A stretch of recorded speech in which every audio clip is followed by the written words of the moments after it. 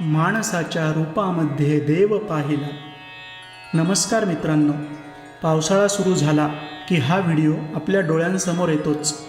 मागील 2 वर्षांपूर्वी म्हणजेच 2024मध्ये हिंगोली, कळमनुरी, डोंगरगाव, देवजना व नजीकच्या गावांमध्ये 1 ते 2 दिवस सतत ढगफुटी सदृश पाऊस झाला. या पावसाने ओढे, नद्या, नाले अगदी तुडुंब भरून, दुथडी भरून वाहू लागले. अशातच डोंगरगाव जवळून वाहणारी कयाधू नदी आपला नैसर्गिक प्रवाह सोडून, किनारा ओलांडून जिकडे वाट भेटेल तिकडे वाहू लागली.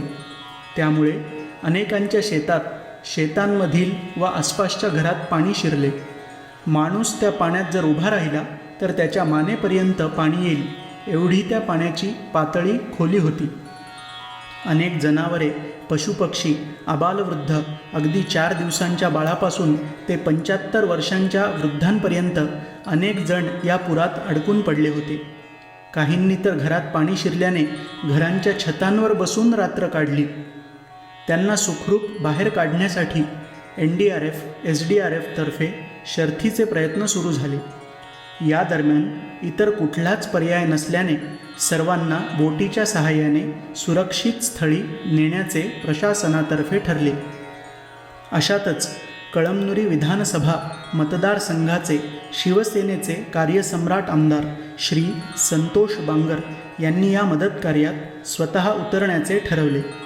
स्वतः NDRF व SDRF पथकांसह इतक्या जोराच्या पावसातही बोटीमध्ये बसून पाण्यातून वाट काढत आतमध्ये प्रत्येक घरापर्यंत जात जवळ गेल्यावर तिथे पाण्यात उतरून अडकलेल्यांना बोटीत बसवून सुरक्षित स्थळी नेले.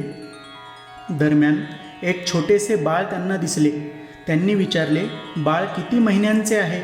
तर बाळाची आई 4 दिवसांचे म्हटल्यावर आमदार साहेबांच्या डोळ्यात चटकन पाणी आले व मन गहिवरून आले.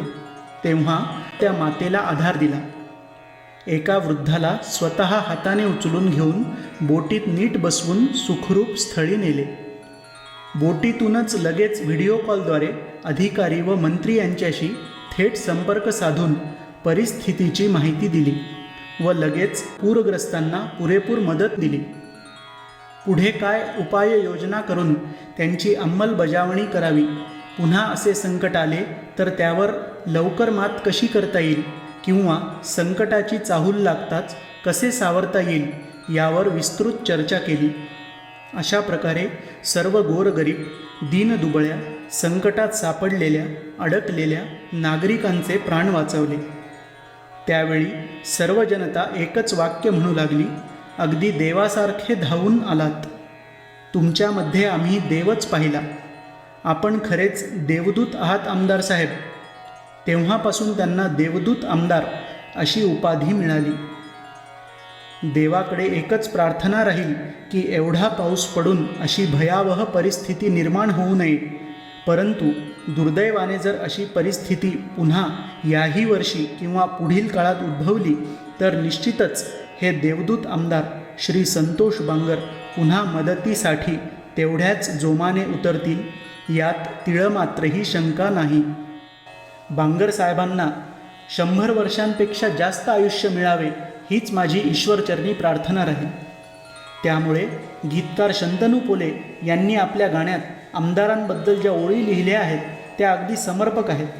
त्या ओळी माझ्या आवाजात आपल्यासमोर सादर करतो. धन्यवाद. जय हिंद, जय महाराष्ट्र. संकटात पाठीशी उभा राहिला, गरिबांच्या पायी उभा जन्म वाहिला. संकटात पाठीशी उभा राहिला, गरिबाच्या पायी उभा जन्म वाहिला. देव पाहिला मी आज, देव पाहिला. माणसाच्या रूपामंदी देव पाहिला. देव पाहिला मी आज, देव पाहिला. माणसाच्या रूपामंदी देव पाहिला.